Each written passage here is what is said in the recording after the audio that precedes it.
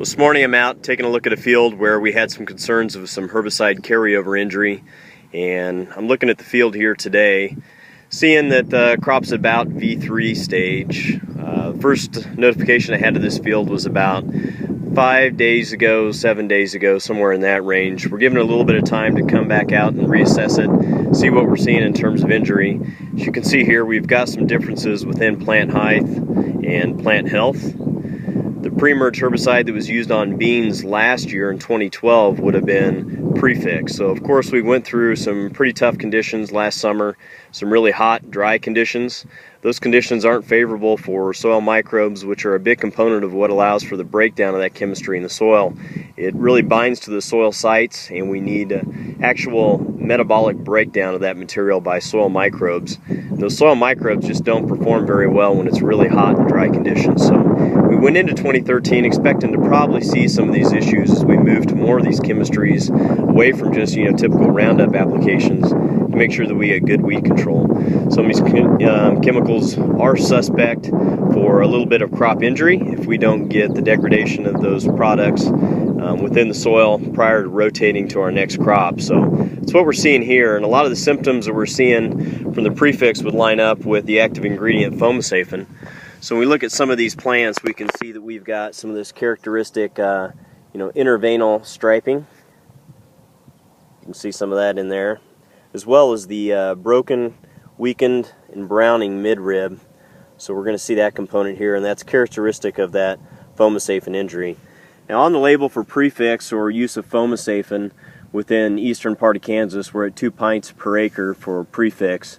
So in terms of active ingredient, we really need to watch how much Fomesafen we're putting down during the course of the year, and under what we would consider normal growing conditions or a normal growing season, we should have enough water, hopefully enough moisture and not ridiculous heat to allow for those soil microbes to start breaking down some of that chemistry while it's still providing us protection against different weeds that are out there.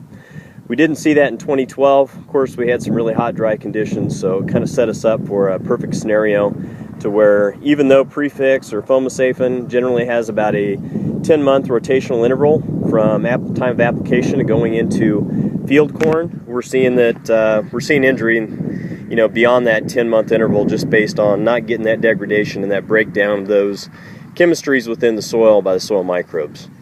Looks like most of this field has kind of bounced back out of it. We've got the residual effects even on these plants that are still going and growing. I mean, they're looking pretty good, but you can see where we had that weakened browned midrib, but a lot of this tissue that's coming out of the top now is still looking pretty good and looking pretty healthy. But we've also got plants that are not too far away, adjacent plants that are showing still a lot of that kind of buggy whip, but more than that, some necrotic type leaf area and some symptoms that not sure how these plants are going to come back. But this area of the field that I'm looking at right now, I mean, it's pretty confined. It looks like an area where you probably have some sprayer overlap, maybe a boom overlap. So it kind of runs with the rows down the course of this field here. Maybe the soil type is, maybe just a little bit more sandy. It was a little bit drier. It is a little bit on a hill and kind of slopes off to the side, so that would make that a little bit more suspect for reduced water and probably less activity on breakdown. So nothing unexpected. Usually we'll see the crop come out of this after about 7 to 10 days, look pretty well and not really have a huge impact on yield. Probably not even a noticeable impact on yield. So that's what we're kind of hoping for the majority of this field.